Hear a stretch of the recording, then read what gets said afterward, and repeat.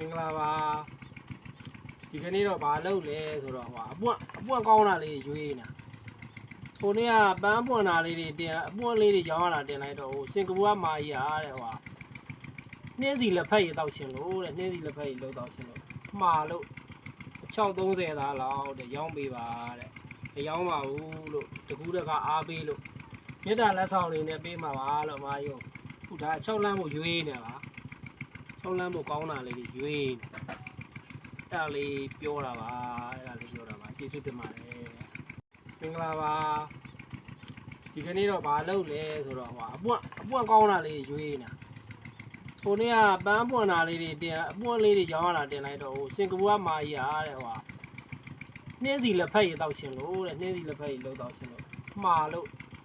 630သားလောက်တဲ့ရောင်းပေးပါတဲ့မရောင်းပါဘူးလို့တကူးတကအားပေးလို့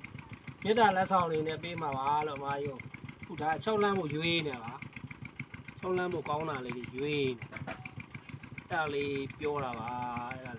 ကျေးဇူးတင်ပါတယ်